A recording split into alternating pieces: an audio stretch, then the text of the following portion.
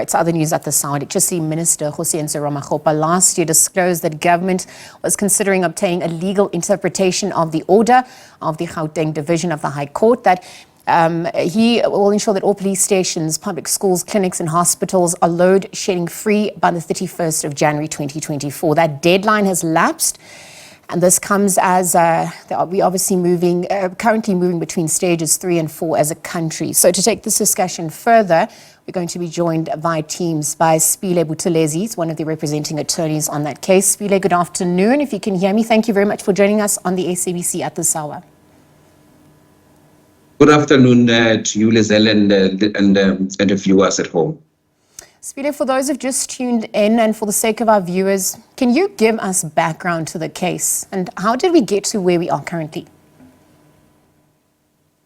The background to the case really is that we were approached by the applicants and many others that did not make it to the list of applicants as stated on the court documents, to really look into the matter to see whether or not there are any rights that have been violated by the state of electricity in South Africa, considering the fact that there were a number of people that who were of the view that their rights, such as right to life, right to have access to SAPS, right to education, were being infringed.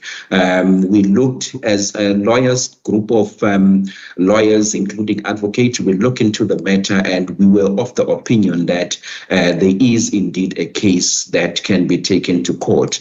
That's how the matter then started last year. We then approached the High Court in Pretoria, and fortunately the matter was heard by the full bench.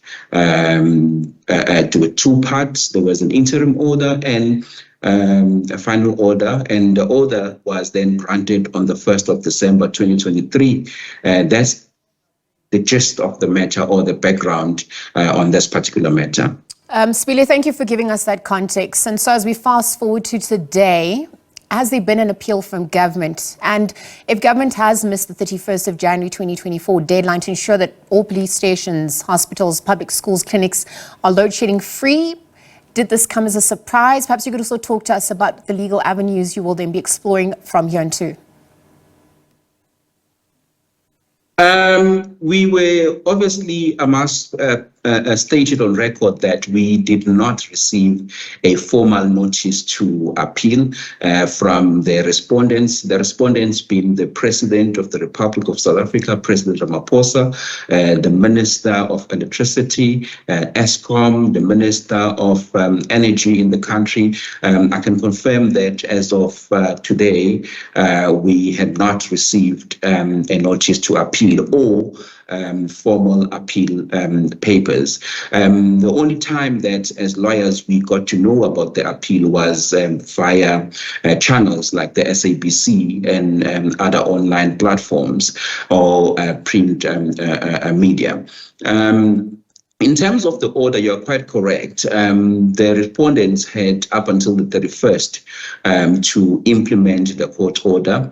And I think it's important also to mention that the court order indeed did come to a conclusion that the rights that I've mentioned earlier were being violated, and then ordered the Minister of Electricity to ensure that the institutions that you've mentioned, or the sectors being the public schools, public hospitals and police stations, are exempted from load shedding, or there is sufficient supply to these sectors.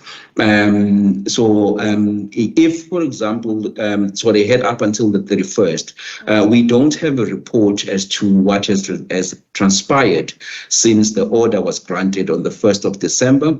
But what we know exactly is that we have not received any form of appeal documentation as the applicants' lawyers. If indeed there is no appeal, that can amount to a contempt of court. In South Africa, contempt of court, it's a criminal offense, which then allows the applicant to follow two procedures. It is either you bring an application to court for contempt of court, or you go to a nearest police station and open a criminal case, which will then be prosecuted by the NPA.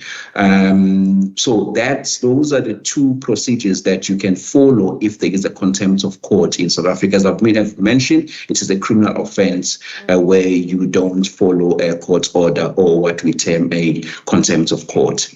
Just for clarity's sake, is government then in breach of its constitutional obligations by implementing rolling blackouts as we speak? Just for clarity's sake? If one looks at the order, I mean, it was clear that the court ruled that to be specific, it declared that the breaches constituted an unjustified infringement of the right to life, right to freedom and security. Obviously, you don't have access to police stations, right to education. I think we did submit in our papers that, for example, most public schools, when there's load shedding, it basically means that learning does not proceed in those particular schools, especially rural and township schools, as they don't have sufficient light. So if one examines or looks at the court order, it was declared that it does violate the rights that I've mentioned in the Bill of Rights of our Constitution. Siphile, as we're speaking, looking at the strides that government have taken to date, or that you're aware of, even through media, what are some of those strides that come to the fore? Perhaps government looking at different supplies from countries, obtaining generators from other BRICS nations. What are you aware of as well? To be honest, as I've indicated earlier on, we don't have a report as to how far the respondents have gone in terms of implementing the court order at this point. We're hoping that at least by the 31st of January 2024, the respondents would have maybe communicated in one way or another in terms of the strides that they have taken to ensure that the court order is being implemented. At this point, we are not aware what is it that the respondents have done to ensure that they adhere to the court order, as was stated that the last order deadline was the 31st of January. Siphile, whilst I have you on the line, just looking at possibilities and probabilities, at this point as we're speaking, does it open up avenues for more legal challenges from civil society at large, perhaps from those who've suffered losses as a result of load shedding? How does this bode ahead of elections for the ruling party? It does open a avenue for legal challenges out there, because we must note that most of them, in fact, all of the applicants and those that did not make it to be on the court papers did suffer loss due to load shedding. So where you have a situation that, if you look at the order, the court says that the non-realization of government's intention in the late 1990s to open the energy sector to private players, to implement the independent power producer procurement, the delay in construction of Medupi and Kusile, all of those are said to have been blamed, or the courts declared that the state or the organs of state have failed, really, as a result, then violating the rights that we have mentioned. So there could be possible legal suits against the state by those who have suffered. We have businesses that have shut down. We have families that have lost family members due to load shedding. We have South Africans who've been to police station only to be turned back because the police station is closed due to load shedding. So that is possible. We could see legal cases or cases being brought before our courts against the state, but we are yet to see that.